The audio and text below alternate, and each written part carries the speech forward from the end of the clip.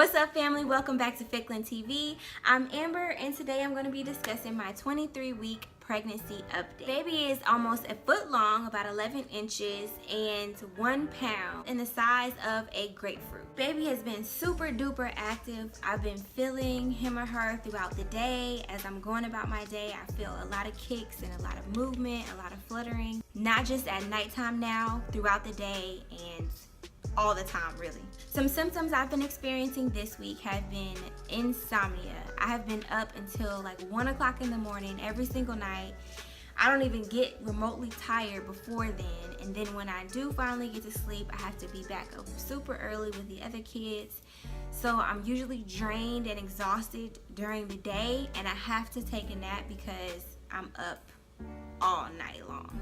Another symptom I've noticed this week is swollen feet. It usually comes at nighttime, right before I'm about to lay down and go to bed. I see my feet are swelling up more, and also because it's been so hot, I think that has something to do with it as well. I have noticed that I didn't really get a lot of swelling in my pregnancy. That was throughout the winter, but in my summer pregnancies, this will be my 3rd summer pregnancy, I've usually experience a lot more swelling in my feet than normal. Nothing crazy, nothing like prolonged. Usually if I sit down and rest and put my feet up, the swelling will go down, but I have noticed my feet are like little sausages now. And last night, I experienced my first bout of heartburn. Now, it wasn't crazy. It wasn't too bad. I know I ate too late. I ate a pizza. It was Friday night. I didn't want to cook anything, so we ordered a pizza. And I know it's probably the red sauce that caused the heartburn, but I know this is not going to be the last time I experience heartburn in this pregnancy. And now that it's finally started, I'm dreading it because I know it's not going to be great. It's not going to feel good. I'm going to feel terrible from it. And I usually have pretty bad heartburn throughout my pregnancy, so now that it's starting, I'm not looking forward to it at all.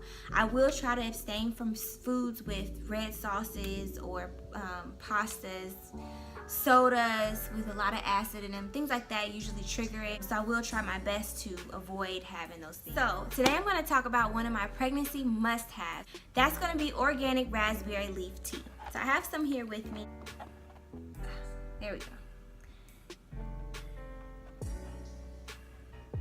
So here's the one that I like. Here's what it looks like.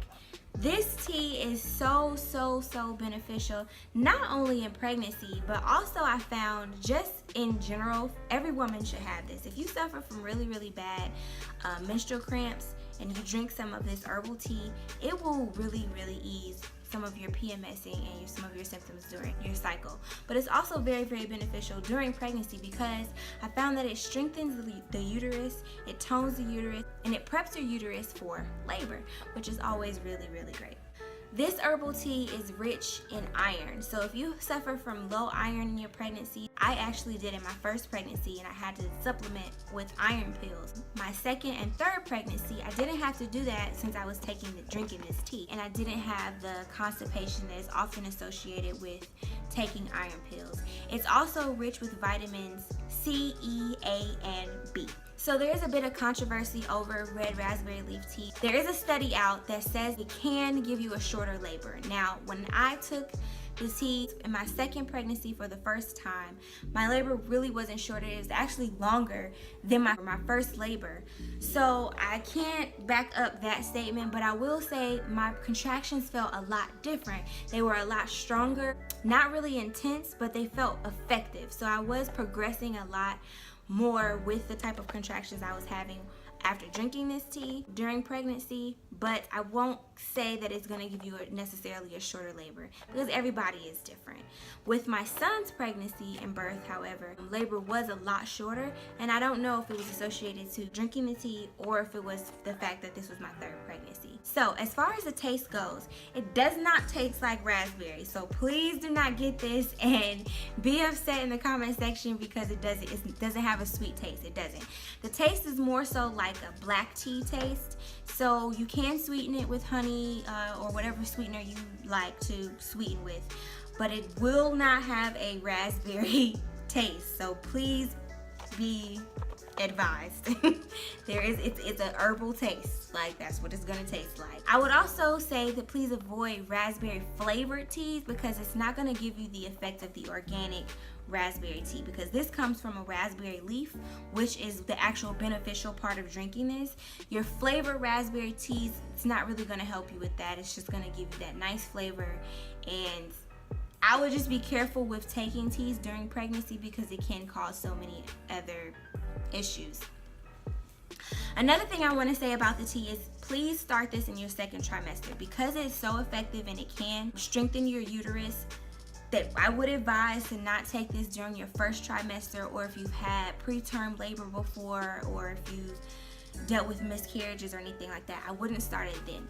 Start this, taking the tea, in your second trimester to help to strengthen your uterus. And you can drink this during your labor. So I would say drink about 1 to 2 cups per day. I will drop a link in the description box below about a little bit more information on red raspberry leaf tea so that you can get your own study on. Please don't just go by my own words and my own experience. Do your own research and do your own due diligence. And that's what anyone advises you to do while you're pregnant.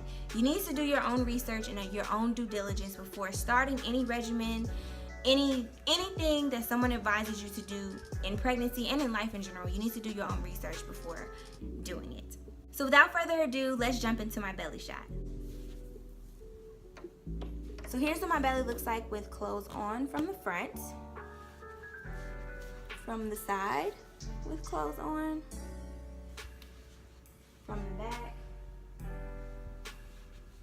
the other side,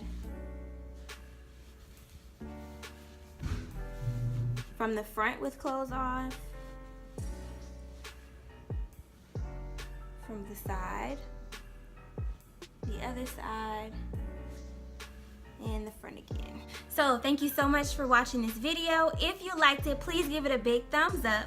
Also, if you aren't subscribed, go ahead and subscribe so that you can join me on this journey of my 4th pregnancy, and tap the bell next to the subscribe button so you can be notified every time I post a video.